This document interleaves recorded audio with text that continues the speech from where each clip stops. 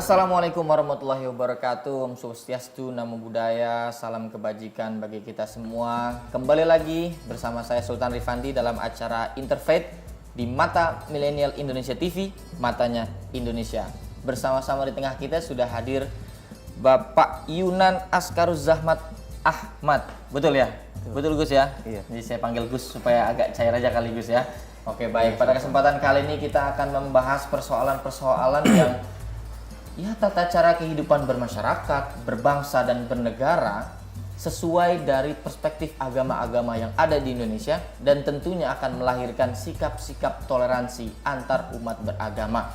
Kali ini kita akan membahas bersama Gus Yunan mengenai tentang menyikapi pandemi dalam perspektif Islam. Nah, tapi sebelum kita membahas lebih jauh ini, Gus Yunan, mohon izin, karena pandemi masih ada di sekitar kita, makanya kita harus menggunakan masker terlebih dahulu. Jadi mohon izin Gus Yunan, kita menggunakan masker terlebih dahulu Gus Yunan, supaya kita cepat-cepat bisa kembali normal seperti biasanya. Oke, kita sudah menerapkan protokol kesehatan, semoga kita dijaga selalu kesehatannya dan keluar dari krisis pandemi yang sedang melanda di Indonesia dan di berbagai daerah. Oke. Seperti tadi yang saya katakan bahwa kita akan membahas mengenai pandemi dalam perspektif Islam. Gus Yunan, ini pandemi luar biasa terjadi Gus. Semua orang, semua negara di berbagai manapun gitu ya, di berbagai negara manapun ini melanda yang namanya pandemi COVID-19. Pendidikan kita berubah, ekonomi kita juga luar biasa. Sistem kemasyarakatan kita juga terporak-poranda. Nah, ini bagaimana Gus Yunan Islam menyikapi pandemi seperti ini Gus? Karena kita lihat ya di berbagai daerah gitu sebenarnya ada juga umat muslim yang tidak percaya, akhirnya nggak mau pakai masker. Nah, fenomena-fenomena seperti ini bagaimana umat muslim menyikapi pandemi ini? Gimana kira-kira Gus? Jadi pada awal dasar basically yang harus setiap muslim ingat bahwa kita itu diminta oleh Sang Khalik untuk percaya adanya qada dan qadar. Oke, percaya ada qada dan qadar, ada Dia yang Maha Kuasa, melampaui ruang dan waktu, mengerti apa yang terbaik. Dia juga Rabbul Alamin, Tuhan bagi seluruh alam seisinya, lintas suku, lintas jenis, lintas bangsa, bahkan lintas makhluk. Dia punya sistem. Yang Maha Kuasa itu punya sistem. Dengan demikian diminta manusia itu hidup itu biar enak tuh punya bumper ya. Punya bumper. Okay. Punya bumper, punya peredam kejut ya. Ya, peredam kejut. Ketika menghadapi jalan yang tidak flat, jalan yang tidak mulus, itu sangat penting sekali.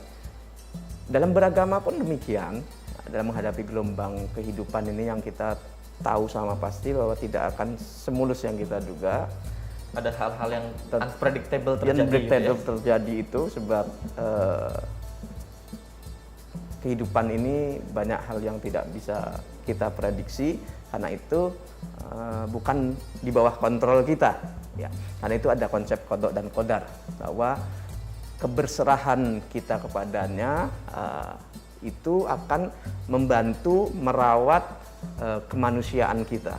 Nah, terkait dengan hal-hal yang terjadi pada kehidupan kita secara pribadi, terlebih pada masalah pandemi ini yang juga bukan hanya masalah bangsa kita saja, tapi ini adalah boleh disebut tragedi kemanusiaan, lintas negara, lintas bangsa, lintas etnis, lintas suku.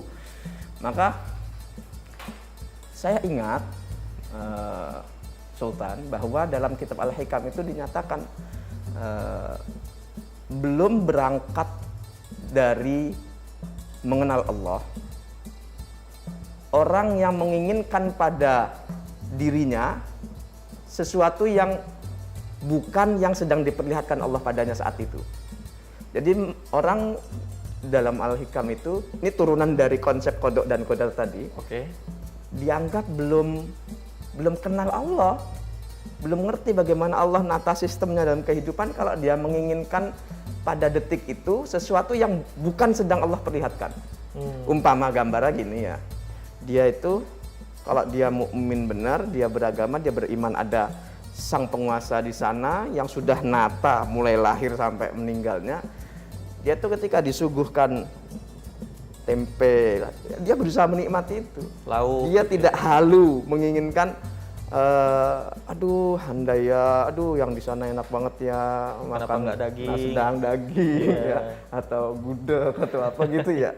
Nah itu karena apa? Karena sesungguhnya dengan dia mengimani bahwa oh ini yang terbaik dari Sang Pencipta untuk saya, ilmunya melampaui ruang dan waktu, dia itu bertanggung jawab terhadap sistem yang dibangun qayyum ya, dia maha mandiri membangun sistem kehidupan di alam semesta ini. Dia kadang memberi sesuatu, kadang juga menahan sesuatu. Semuanya berjalin berkelindan dengan seluruh makhluknya. Termasuk dalam konteks pandemi ini, Gus. Termasuk dalam konteks pandemi. Ini kan ekosistem ya. Jadi bahasa mudahnya ada penjual, ada pembeli. Maksudnya begini, satu peristiwa itu tidak enak bagi seseorang, bisa jadi di balik tidak enak itu Allah sedang memberi rezeki dari pihak yang lain kepada pihak yang lain. Nah terkait ini bahwa sehingga kita kesadaran kita bahwa oh saat ini nih sedang pandemi, maka kita diminta dari kata hikmah Imam Ibnu Athaillah Sakandari tadi, ya kita respon apa dong yang bisa kita berikan sebagai kita ini hamba ya, unpredictable, ada hal-hal yang di luar kontrol kita. Ya. Maka kita diminta pertama memilah, kita diberi kebebasan ini Mas, memilah untuk memilih ya. Oke. Seperti apa. Nah, ada referensi sesungguhnya panduan dari Nabi Muhammad SAW. Ya, Barangkali. beliau itu pernah bersabda, kalau engkau berada di luar wilayah yang sedang terserang wabah, Ya. maka jangan masuk Oh. ke suatu tempat itu. Tapi kalau engkau sudah terlanjur berada di dalamnya, maka jangan keluar Jangan darinya. keluar ya. Jangan keluar. Jadi mungkin konsep PSBB kurang lebih seperti Iya. ini kali. Jadi yang melakukan PSBB paling pertama itu dalam sejarah itu ya bagi Nabi Muhammad SAW. Karena apa? Karena satu tingkat ketersebaran dan penularan yang juga sangat cepat, sangat berbahaya bagi kemanusiaan. Karena itulah Sultan Al-Imam Asy-Syatibi itu dalam ilmu wafiqat itu merumuskan namanya 5 hal yang diperhatikan dalam agama kita. 5 hal yang diperhatikan dalam Iya. agama kita. Hifdzun nasl, menjaga jiwa, menjaga kejernihan berpikir, menjaga keturunan, Oke. menjaga mal, harta, kekayaan, properti, menjaga nama baik, kehormatan, Oh. perumusan. Jadi ibarat Quran, sunnah, Nabi, hadis, lalu perasannya adalah bisa dirumuskan menjadi 5 hal tersebut. 5 hal tersebut. Maka seluruh syariat Islam itu pulangnya itu kepada 5 hal tersebut. Ya. Peduli, care terhadap kejernihan berpikir, peduli dan care terhadap penjagaan kelestarian jiwa. Nah, itu di situ ya. Masuknya di sini. Maka dinyatakan, karena berangkat dari hadis Nabi tadi, kalau engkau berada di luar wilayah yang sedang terkena wabah, nggak usah masuk Anda. Ya gitu. Maka Artinya begini Gus, kalau misalkan dari jawaban Gus Yunan bahwa oh jangan-jangan di tengah pandemi ini ada hal juga yang harus disyukuri. betul sekali. Nah itu bagaimana kita menerima kondisi yang kalau disebutkan tadi bahwa ini bagian dari qadha dan qadar tadi ya Gus ya, Iya. untuk kita bisa tetap bersyukur di tengah kesulitan yang terjadi ini Gus. Pertama paling awal itu kita harus meyakini bahwa apapun yang sedang Allah berikan kepada kita itu yang terbaik bagi diri kita. Husnuzon. Husnuzon dengan Allah. Dengan itu kita memiliki jiwa yang tenang. Yang kedua juga, mohon maaf ya bahasa secara kejiwaan, tingkat stres gitu itu Depresi. depresi dan sebagainya itu tidak Kalau anak zaman sekarang tuh overthinking kebanyakan. Overthinking. Lalu sehingga dengan adanya kedamaian, ketenangan hati itu dia bisa berjarak dari emosi diri ya.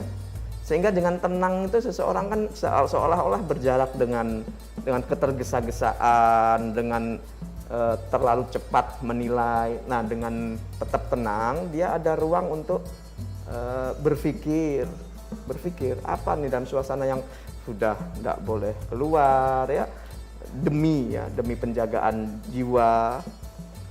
Apa yang bisa dilakukan? Sesungguhnya banyak sekali yang bisa dilakukannya, termasuk ya terus nilai-nilai positifnya, terus berkembangnya transaksi secara online gitu ya. Jadi banyak Terus hal-hal baik kemudian penulisan, banyak orang yang berangkat menggunakan waktu ini untuk kedalaman dirinya. Rethinking kembali, apa sih hidup ini, buat apa? Kemarin bahagiaku itu berdasarkan apa? Berdasarkan jumlah uang. Sekarang uang kagak berharga. Bahasa-bahasanya kan gitu. Mau beli apa? Terus berdasarkan kepemilikan properti, apartemen, sekarang apa? Nggak ada. Maka kalau apapun itu yang dimiliki, kalau kita udah nggak bisa sehat aja itu udah nggak bisa. Maka menjadi sesuatu yang bahasa mudahnya itulah hebatnya umat Islam ya, menuju pada baginda Nabi. Hebat sekali mukmin itu. Kalau dia diberi, dia syukur. Kalau dia diberi lagi diuji susah, dia sabar. Dua-duanya baik, dua-duanya Allah nanti ridho. Cuman kan kadang-kadang gini, Sultan, kita lebih pengen mendekati Tuhan, dapat ridhonya itu lewat syukur ya, dibanding lewat sabar. Padahal ini kan suasana Allah sedang menanti memberikan ridho itu dengan sabar. Tapi sebagian dari kita itu kayaknya lebih pengennya lewat yang syukur gitu ya. Dengan menolak pembatasan diberikan pemerintah, bukan pembatasan ya, mungkin lebih pada pengaturan PPKM mengatur, tetap boleh ibadah, kemudian MUI dengan fatwa-fatwanya itu semua tetap, karena sesungguhnya agama Islam itu memang kalau bahasa usul fikihnya itu ada azimah, ada rukhsah gitu. Azimah itu tata laksana ibadah dalam keadaan normal gitu, dalam keadaan dia mukim, dalam keadaan normal lainnya ya, seperti ada air gitu kan, dalam keadaan normal. Ketika tidak ada rukhsah, itu tayamum misalnya gitu ya. Rukhsah ini seperti toleransinya kali ya. Toleransi yang diberikan ketika keadaan itu sudah tidak berjalan seperti normal biasanya begitu.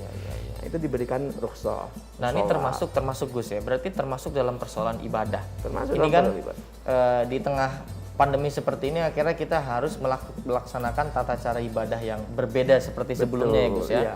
Entah dibatasi jaraknya, safnya yang tadinya harus rapat sekarang agak renggang. Iya. Nah, terkadang ada beberapa orang yang menganggap bahwa wah ini di luar syariat nih. Iya. Ini nggak boleh seperti ini nih. Nah, itu gimana kira-kira Gus? Itulah tingkat edukasi yang dimiliki, pemahaman dari sebagian besar bangsa kita itu memang karena terbiasa bertahun-tahun gitu ya, sepanjang usianya tidak pernah mengalami sholat yang berjarak dan sebagainya, akhirnya mengira bahwa satu-satunya cara mengekspresikan beragama itu ya dengan begitu. Nah, padahal justru dengan ada semacam ini kita dikasih tahu para alim ulama, para orang-orang yang bergerak di bidang fatwa, meneliti kepada dalil-dalil, menemukan bahwa sesungguhnya kan tanpa jarak itu kesempurnaan sholat, bukan wajibnya sholat. Kesempurnaan. Kesempurnaan. Kemudian juga baginda Nabi pernah melarang orang yang berbau mulutnya ya, bau mulut karena akibat mengkonsumsi semacam makanan yang berbau ya. Kalau di dalam teks hadisnya kan basol itu, bawang merah, maka jangan mendekati itu. Bawang aja diminta nggak ke tempat sholat. Jadi bahkan Bahkan yang berbau yang tidak sedap itu kita nggak apa-apa nggak masuk di masjid gitu ya? Iya. Kalau dari teks hadisnya kan begitu. Seseorang yang habis mengkonsumsi bawang diminta tidak bersama kami dalam masjid, begitu kata baginda Nabi.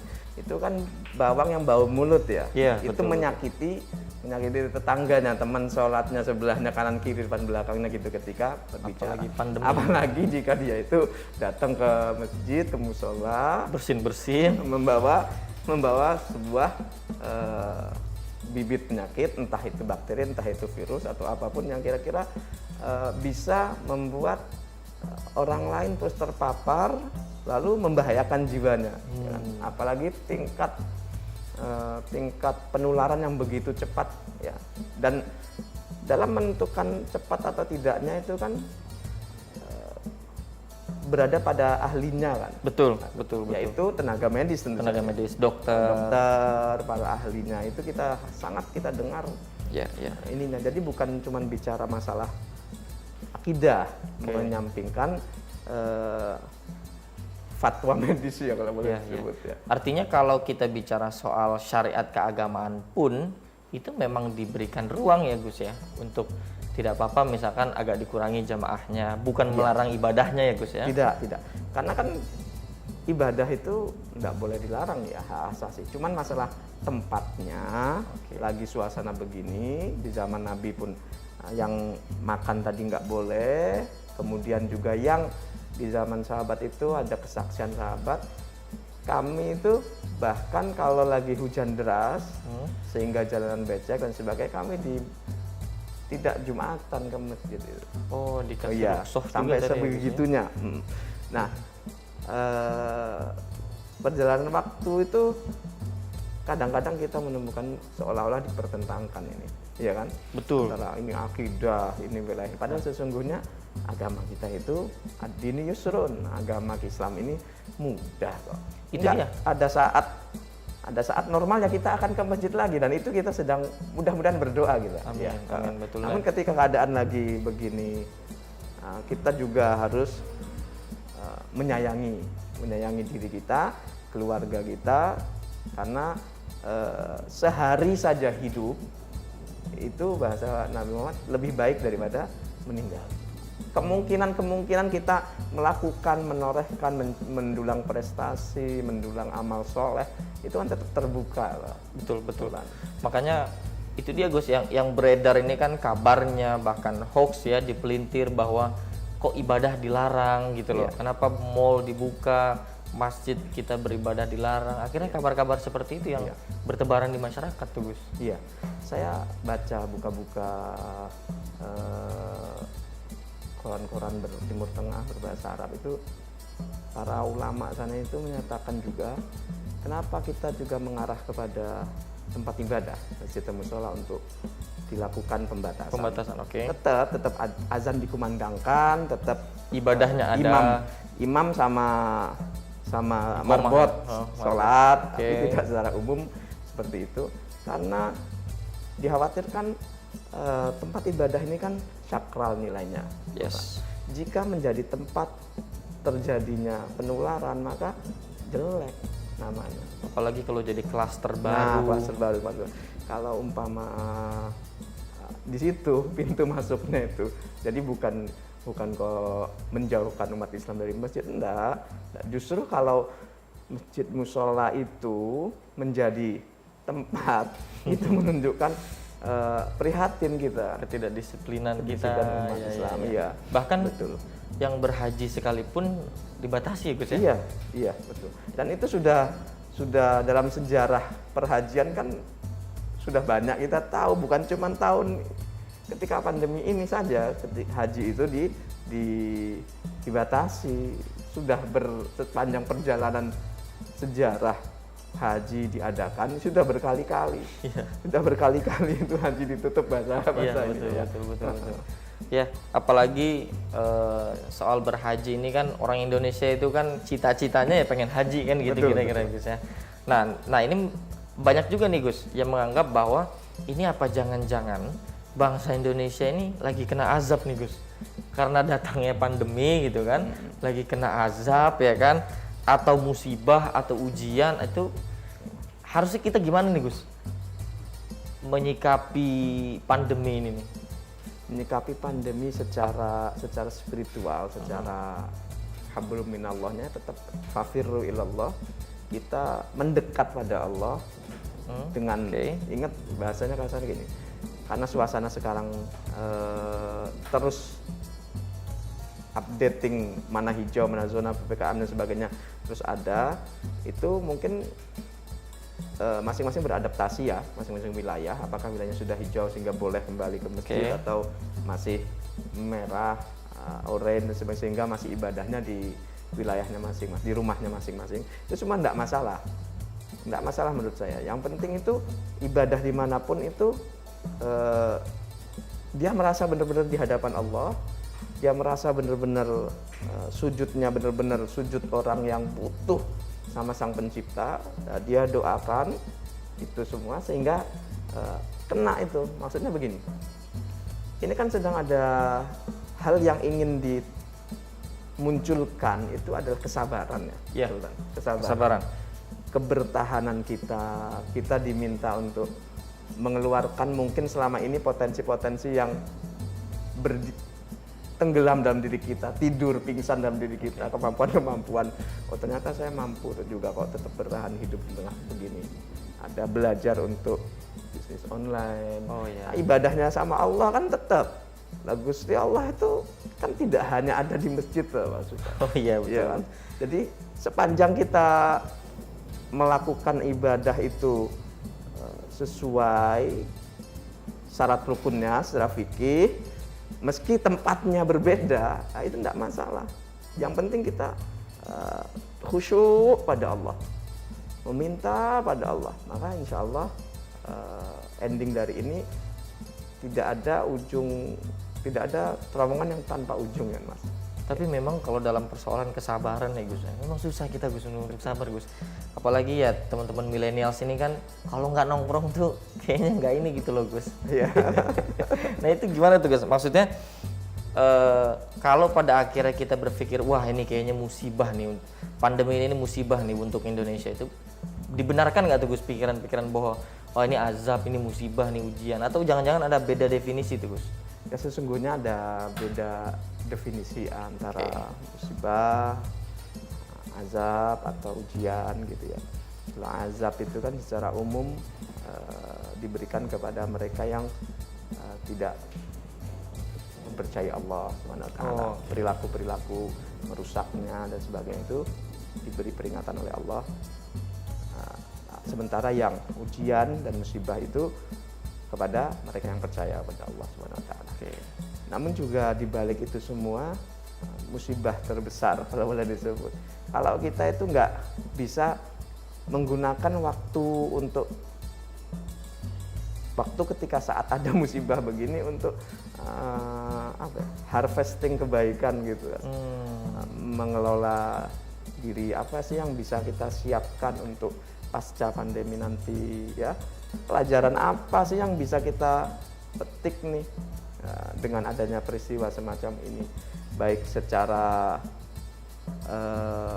jenis penyakit maupun kepedulian sosial, kepedulian terhadap lingkungan dan sebagainya. Itu secara kemanusiaan yang begitu banyak, tentunya masing-masing berpikir apa yang bisa aku berikan nanti pasca pandemi ini selesai, usai mudah-mudahan dengan usaha dan dengan rahmat Allah semata-mata ini. Tapi ternyata Gus, masih banyak juga yang akhirnya orang itu udahlah pandemi ini nggak ada, nggak usah pakai masker deh, udah tetap sholat di masjid deh, tetap nongkrong aja deh. Ini apakah pada akhirnya mencerminkan bahwa Islam jangan-jangan nggak kompatibel dengan sains nih Gus nih? Kan kalau ya tadi dokter, ilmuwan kesehatan dan lain-lain sebagainya sudah mengatakan wah ini virus berbahaya nih. Nah tapi banyak masyarakat kita ya Gus ya yang cenderung nggak, pokoknya tetap saya mau sholat di masjid, mau berjamaah, nggak ada yang bisa ngelarang saya ibadah misalkan. Ini apa Islam yang tidak kompatibel atau gimana kira-kira nih Gus dengan sains? Sesungguhnya Islam itu sangat sangat waqi'i kalau bahasanya. Ya, itu sangat sesuai dengan zaman dan lokasinya masing-masing. Ada tantangan apa, ada hambatan apa ya. Nah, saat ini tentu saja arahan, panduan dan fatwa dari para alim ulama itu yang terbanyak ya, Sultan ya, yang terbanyak itu kan merujuk pada peristiwa baginda Nabi tadi, ucapan beliau seperti jangan engkau campur hewan ternakmu yang sakit dengan yang masih sehat. Ya, itu kan ada pertukaran bakteri, penyakit dan sebagainya. Kemudian juga ada kasus ya Sultan ya, kasus yang sangat terkenal itu. Ketika Sayyidina Umar dengan rombongan itu meninggalkan Madinah akan masuk ke negeri Syam. Lalu utusan dari Syam itu keluar dulu gitu ya, di luar Syam itu menyatakan di Syam itu sedang ada wabah. Abu Ubaidah bin Al-Jarrah nih ya. Abu Ubaidah Al-Jarrah ini sebagai penanggung jawab keamanan di sana.